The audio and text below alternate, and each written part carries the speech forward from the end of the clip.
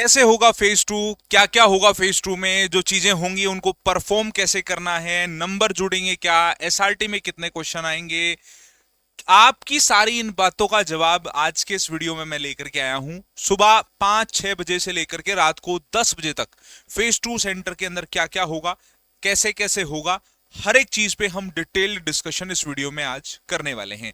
सबसे पहले इस वीडियो में हम बारीकियां समझेंगे आपके डॉक्यूमेंटेशन की, बारीकियां समझेंगे हम फेज टू के मेडिकल फिजिकल प्रोसेस की, एसआरटी की, ग्रुप डिस्कशन की, और भी कई सारी छोटी बड़ी बातें आज के इस वीडियो में हम देखने जा रहे हैं। सबसे पहले समझिएगा कि एयरफोर्स फेज टू की अगर आप तैयारी कर रहे हैं, आप कहीं ऑफलाइन तैयारी कर रहे होंगे, किसी कोचिंग में तैयारी कर रहे होंगे, या आप इंतजार कर रहे होंगे ऑनलाइन तैयारी करने का, आप वेट कर रहे होंगे शायद कुछ क्लासेस का, एसआरटी का, स्पोकन इंग्लिश का, जीडी का, टॉपिक का, इंटरेक्शन का, और भी बहुत कुछ। तो सबसे पहले अर्जुन फेज टू बैच लेकर के हम आ चुके हैं आप लोगों के लिए।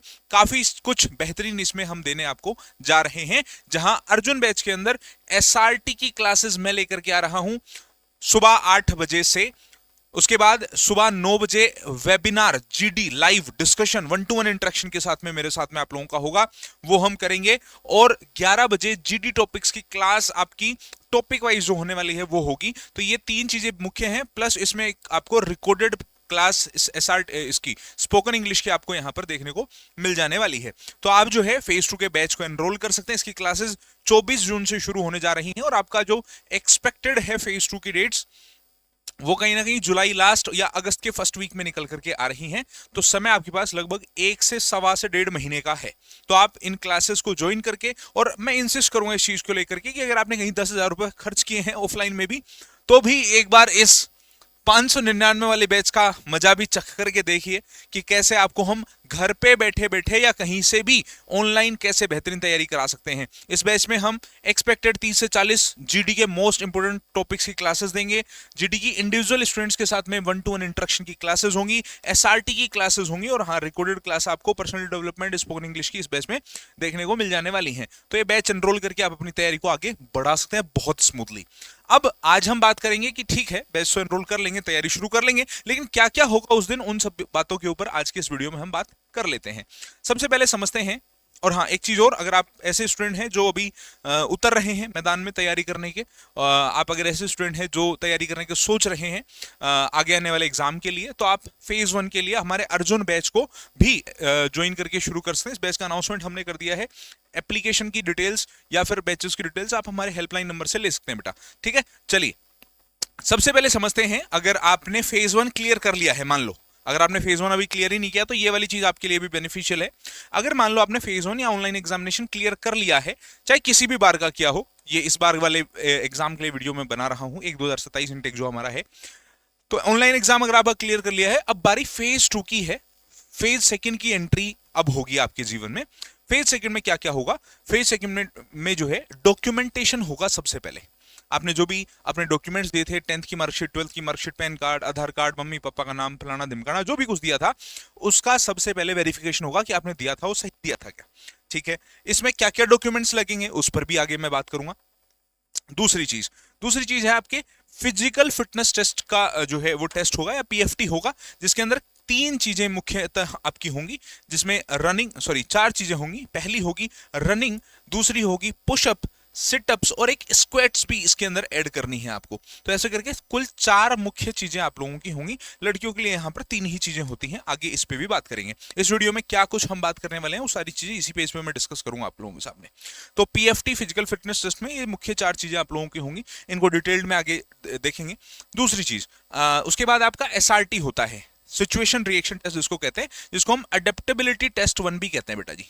इसको हम अडेप्टेबिलिटी टेस्ट 1 भी कहते हैं, जहां आपको एक जो है सिचुएशन दी जाएगी, एक परिस्थिति दी जाएगी, और उसके अंदर आपको रिएक्ट करने के लिए 4 ऑप्शन देंगे कि यार बताओगे इनमें से क्या रिएक्ट करोगे। अब सुनने में तो आसान लगता है कि एक परिस्थिति देंगे, 4 सिचुएशन देंगे, मुझे जो अच्छी लगी वो चूज कर लूं, लेकिन बात यही है, चूज करने में दिक्कत बहुत आती है।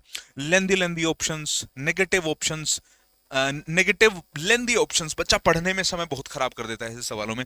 तो ये सब चीजें हैं जो आप लोगों के एसआरटी के अंदर आपको फेस करनी होंगी। बाकी इसके बाद अडेप्टेबिलिटी टेस्ट 1 यानी एसआरटी के बाद में होता है आपका जीडी, जो कि स्पोकन के ऊपर काफी निर्भर करता है। इसको अडेप्टेबिलिटी टेस्ट 2 भी कहते हैं बेटा, है ना, जो आपका ग्रुप डिस्कशन होगा। और ये सब होने के बाद में आपका फेज सेकंड कंप्लीट हो जाता है। फिर बारी आती है आपके फेज थर्ड की। फेज थर्ड के अंदर जो है वो आपका मेडिकल एग्जामिनेशन होता है, जो कि आपका फाइनल पार्ट होता है आपके सिलेक्शन प्रोसेस में। उसके बाद में आपकी सीधी मेरिट लिस्ट आती है। ठीक है, नेक्स्ट पर बात करते हैं। आगे हम बात करेंगे कि अच्छा, मैं काफी कुछ बेहतरीन लेके आया हूं आप लोगों के लिए, आगे उसके उसके ऊपर भी हम थोड़ा डिस्कशन करते हैं। अच्छा, पहले ये समझते हैं कि ठीक है सर, जो है फेज 1 क्लियर हमारा हो गया। फेज 2 के लिए हमारे को कब एग्जाम होगा, क्या क्या उसमें तामझाम हमें करना है, उसके लिए आपका एडमिट कार्ड का होना आपके पास बहुत जरूरी है। तो जब आपका रिजल्ट आ जाता है उसके कुछ दिनों बाद में आपका एडमिट कार्ड आउट होता है। तो फेज 2 का एडमिट कार्ड कब होगा, देखो, this admit card for phase 2 examination will also be downloaded from online under candidate login on CSB web portal. जो सीएसबी का ईडीसीएल का पोर्टल आया है नया वाला, ये वाले लिंक है, तो इसके ऊपर जाकर के आप लिखेंगे ना सीएसबी ईडीसीएल, तो आपको मिल जाएगा।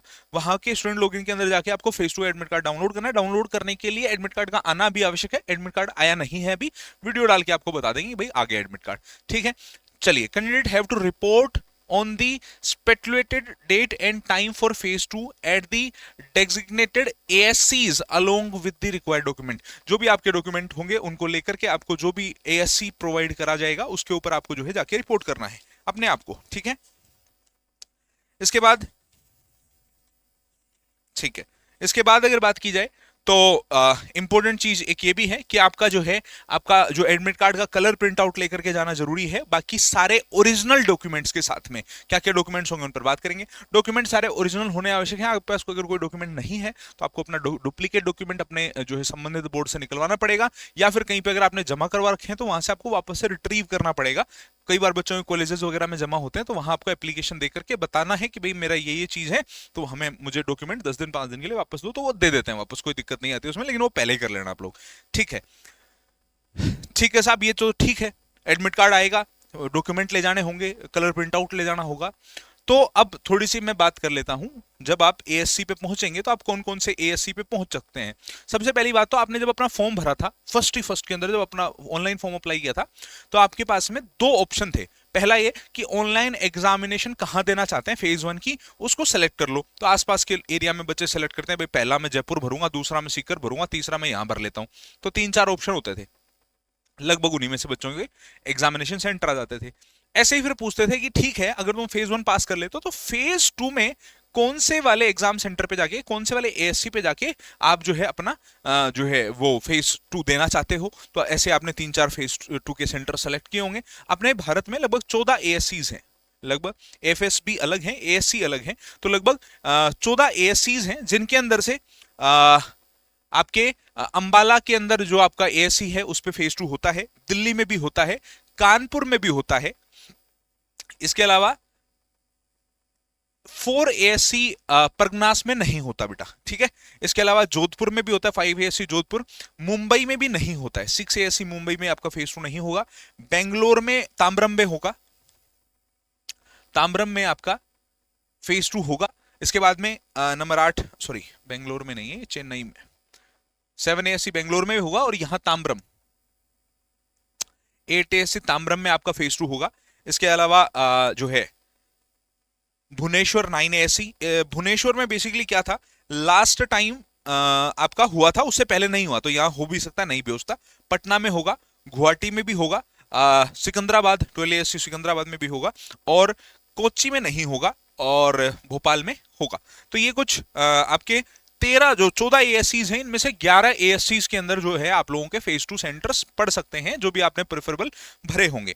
प्लस छोटी मोटी डिटेल है जिसका शायद यूज नहीं है आपके लिए, लेकिन फिर भी कई बार क्या होता है कि जब आप में से कुछ बच्चे सेलेक्ट होके जाते हैं, कुछ और लोग भी होते हैं जो कुछ अच्छे ओहदे पे हैं, तो वो थोड़ा रिव्यू दे देते हैं कि सर देखो इस वाले सेंटर पे ऐसा ऐसा चल रहा है, इस वाले सेंटर पे ये जो है सर्विंग ऑफिसर है अभी, जो कमांडिंग ऑफिसर हैं यहाँ के, तो ऐसे 3-4-5 सेंटर्स के कमांडिंग ऑफिसर हैं।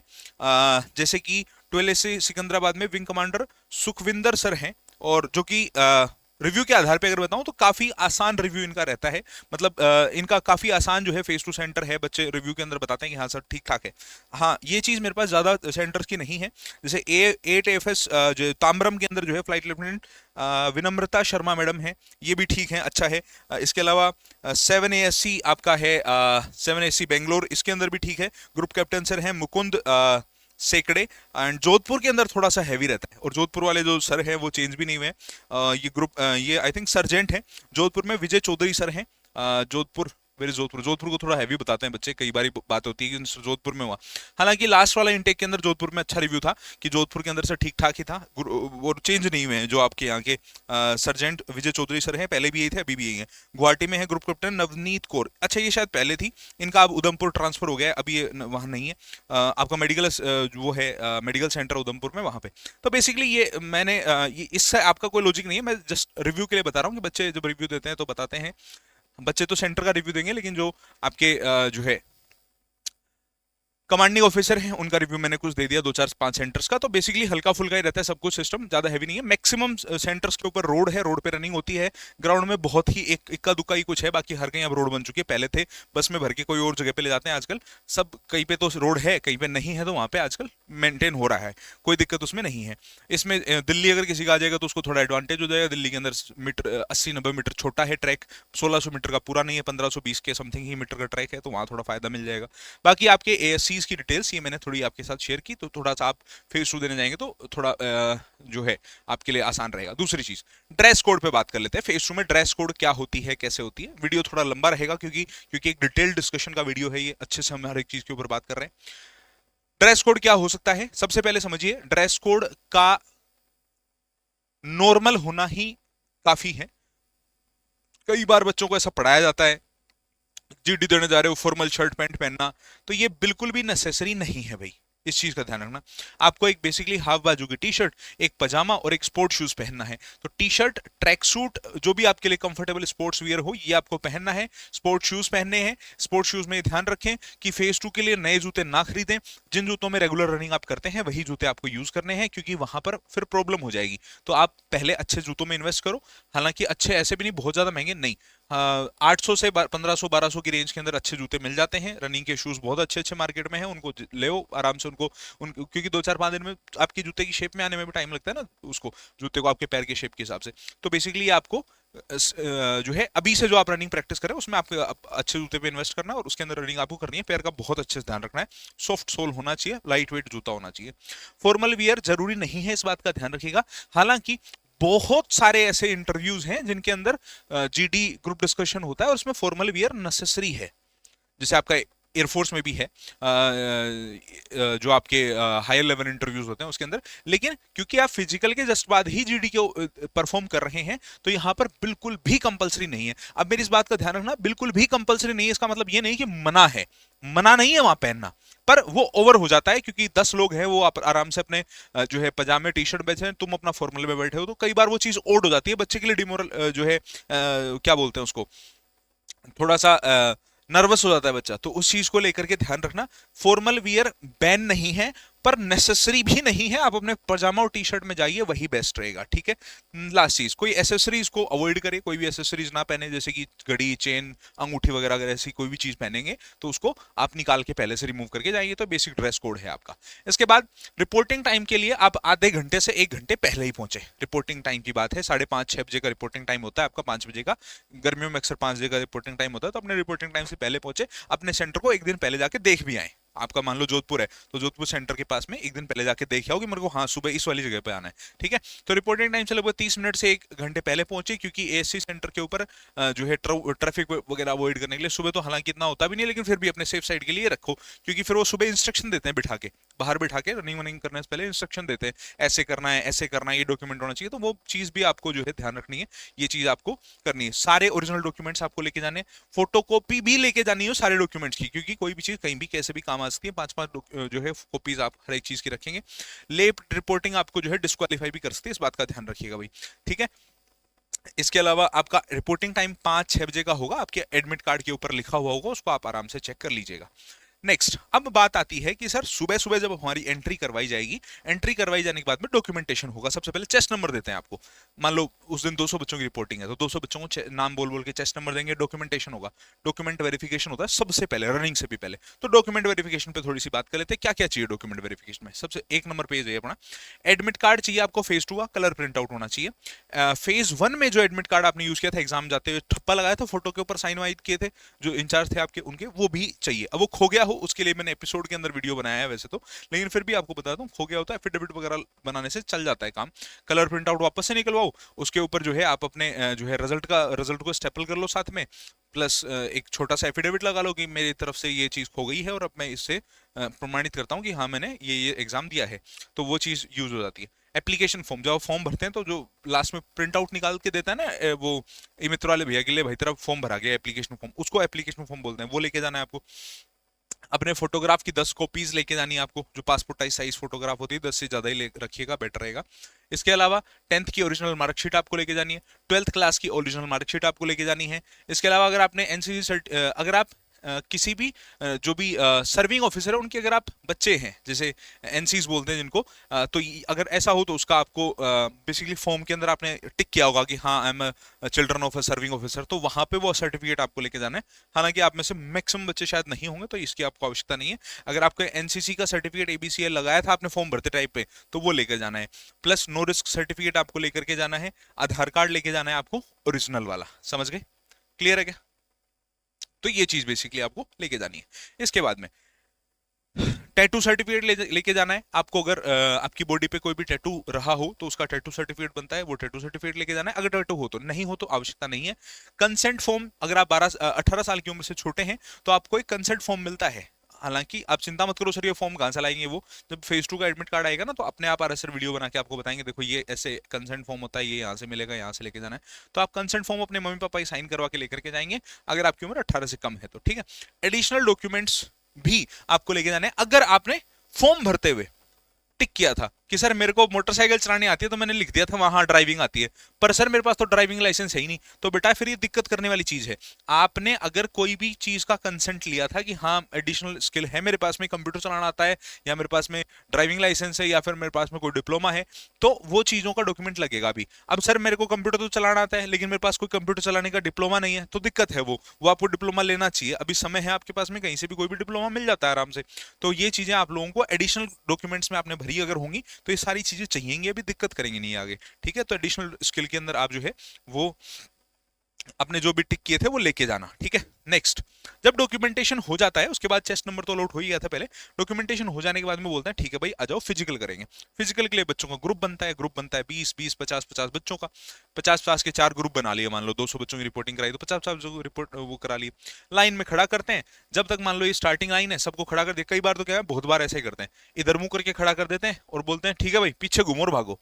तो ऐसे बच्चे क्या हो जो आगे खड़े होने की कोशिश करते हैं उनको नुकसान हो जाता है। दूसरी चीज ये भी होती है कि चलो मान लो ऐसे खड़ा कर दिया गया, ठीक है, अब जब भागने के लिए बोलते हैं जब तक लास्ट बच्चा इस लाइन को क्रॉस नहीं कर जाएगा, 7 सेकंड लग गए, 5 सेकंड लग गए, 3 सेकंड लग गए, तो जब तक लास्ट बच्चा लाइन को क्रॉस नहीं कर जाएगा तब तक टाइमर ऑन नहीं होता, ठीक है। तो ये बात का विशेष ध्यान रखिए, कोई सोचे मैं तो लास्ट में खड़ा हूं मेरे तो नुकसान हो गया, नहीं, जब तक लास्ट बच्चा लाइन को क्रॉस नहीं करेगा तब तक जो है उसको टाइमर शुरू नहीं किया जाएगा। हालांकि शुरुआत वाले बच्चों को फिर वो 2-4 सेकंड का फायदा मिल जाता है, ठीक है। चलो जी इसके बाद हम बात करते हैं हमारे फिजिकल फिटनेस टेस्ट के ऊपर। फिजिकल फिटनेस टेस्ट में 4 चीजें जैसा कि मैंने कहा होती हैं, रनिंग, पुशअप, सिटअप और स्क्वाट्स, ठीक है। समझते हैं चारों को एक एक करके। सबसे पहले बात करते हैं रनिंग के ऊपर। रनिंग जो है वो मेल कैंडिडेट और फीमेल कैंडिडेट के अलग अलग होती है। मान लो 4 दिन आपका या 5 दिन आपका पीएफटी चलता है तो शुरू के 4 दिन लड़कों को बुलाते हैं, फिर आखिरी के 2 दिन लड़कियों को बुलाते हैं। कंपेरेटिवली लड़के अगर ज्यादा होंगे तो 5 दिन लड़कों को बुलाएंगे, 1 दिन लड़कियों को बुलाएंगे। लड़कों और लड़कियों के एक साथ नहीं होती क्योंकि फिजिकल जो है जो स्टैंडर्ड्स हैं वो अलग अलग हैं, तो इसीलिए मेल के लिए 1600 मीटर की रनिंग 7 मिनट में आपको करनी होती है, फीमेल के लिए 1600 मीटर की रनिंग 8 मिनट में आपको करनी होती है, ठीक है। उसके बाद स्टेमिना वगैरह अच्छा रखो ताकि आपको हेल्प करे ये चीज। तो रनिंग वाली पार्ट मैंने क्लियर कर दिया, रनिंग जो है आप लोगों को उम्मीद करता हूँ क्लियर हो गई होगी। बात करता हूँ पुशअप्स की। पुशअप्स जो है मेल कैंडिडेट के लिए बात कर रहा हूँ, मेल कैंडिडेट की एक्सरसाइज के ऊपर बात कर रहा हूँ।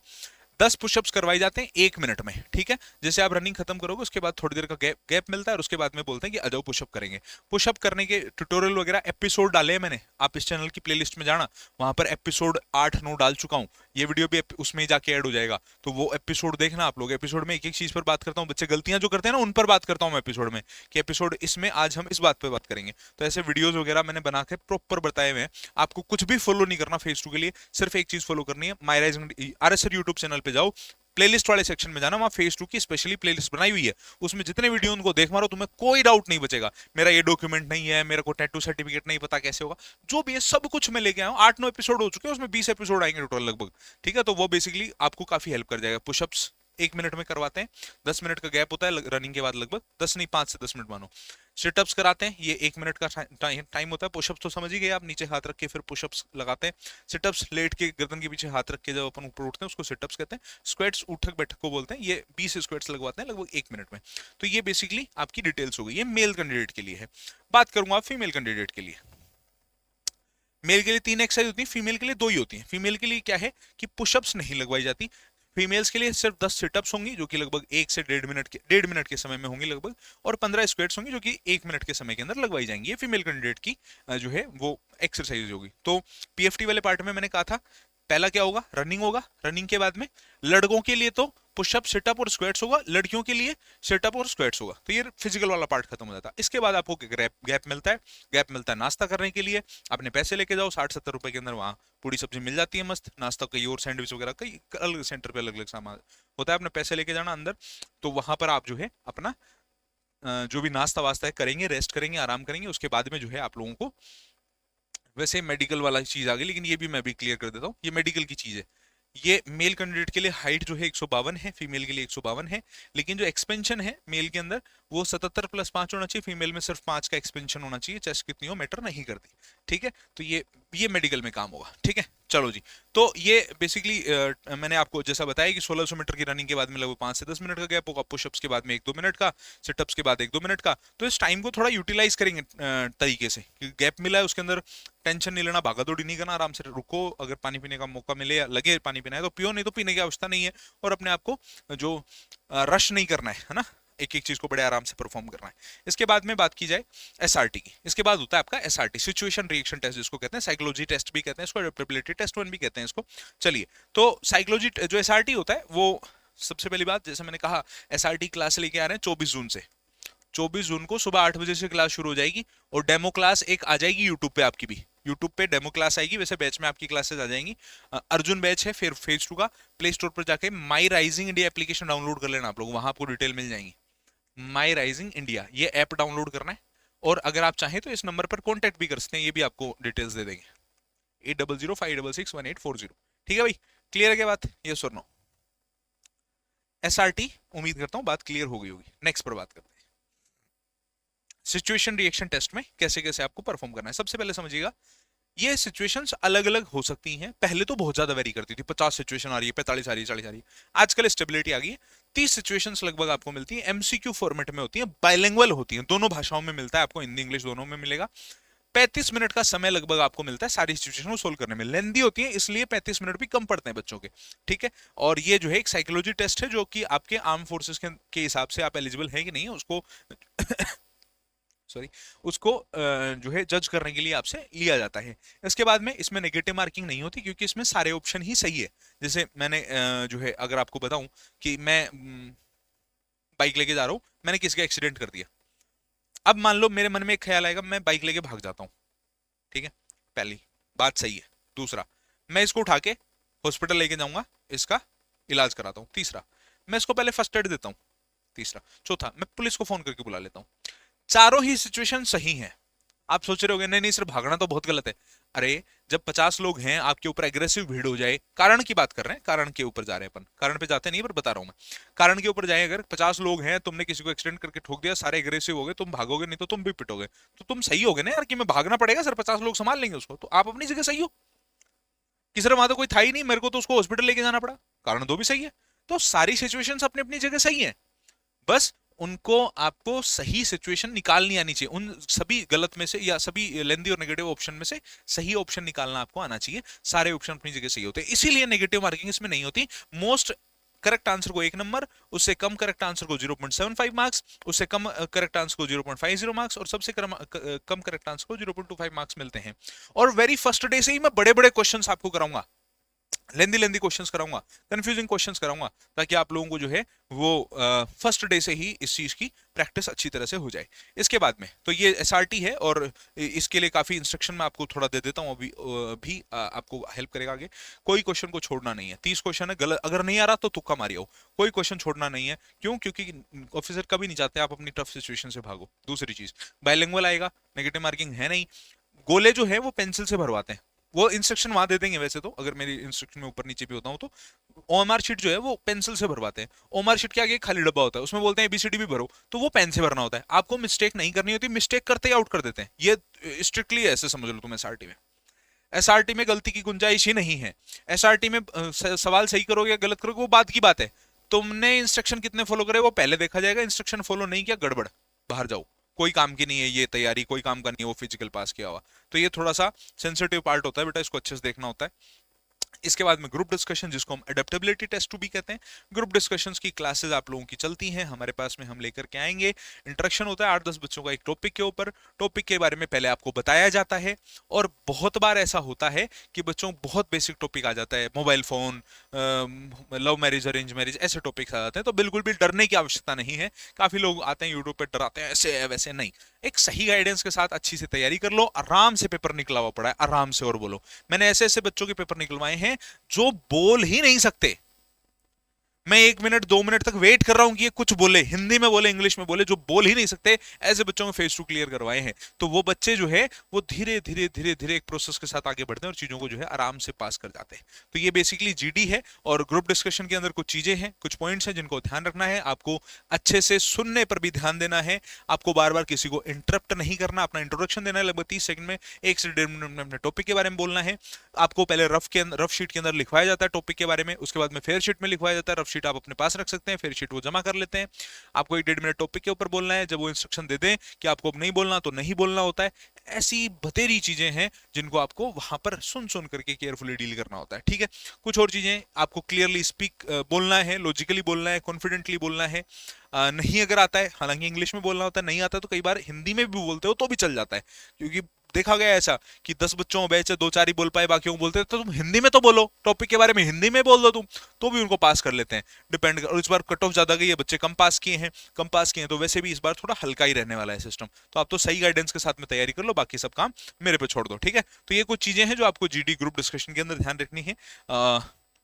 उसके बाद होता है आपका मेडिकल एग्जामिनेशन। अब मैं चाहता हूं आप लोग मेडिकल के लिए कमेंट में बारिश करते हैं इस बात की कि सर मेडिकल के लिए ऐसा ही एक डिस्क्रिप्टिव वीडियो बनाओ। ये लगभग 27-28 मिनट का वीडियो होगा, 30 मिनट का ही मान लो तुम इसका। तो ऐसा ही एक डिस्क्रिप्टिव वीडियो अगर आपको मेडिकल पे चाहिए, हालांकि मैंने पहले भी बनाया, लेकिन इस बार प्लान मेरा थोड़ा और डेप्थ में जाने का है, एक एक पॉइंट को खोल के रख देने का है।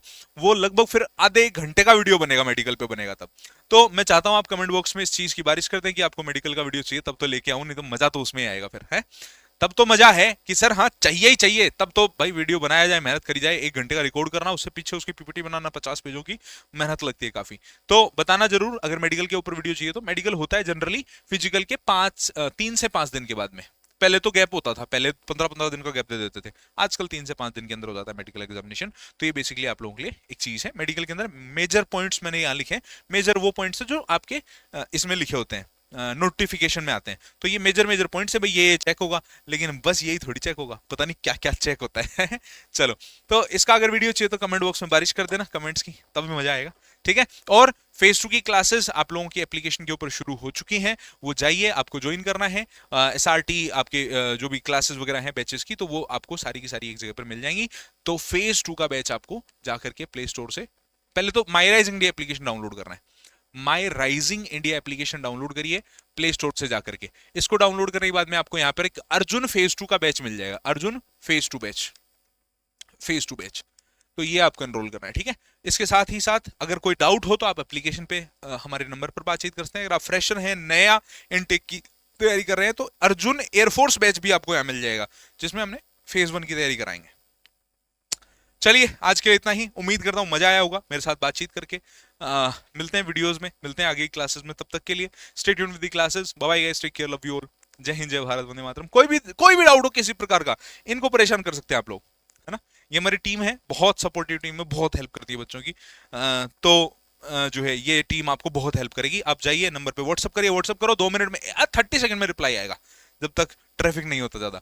पूरे दिन बच्चे जो है बच्चे व्हाट्सएप पे करते हैं और बच्चों को रिप्लाई प्रॉपर तरीके से देते हैं हम लोग। तो जाइए और मचाइए धूम धड़ाका। मिलता हूँ अगले वीडियो में, तब तक के लिए नमस्कार, जय हिंद, जय भारत, वंदे मातरम। मेडिकल वीडियो लाने के लिए मैं बहुत उत्साहित हूँ। कमेंट बरसा दो। बाय। चैनल सब्सक्राइब कर लो और फेज 2 के बैच में आ जाना, मजा आएगा फेज 2 के बैच में भी। ठीक है, बाय।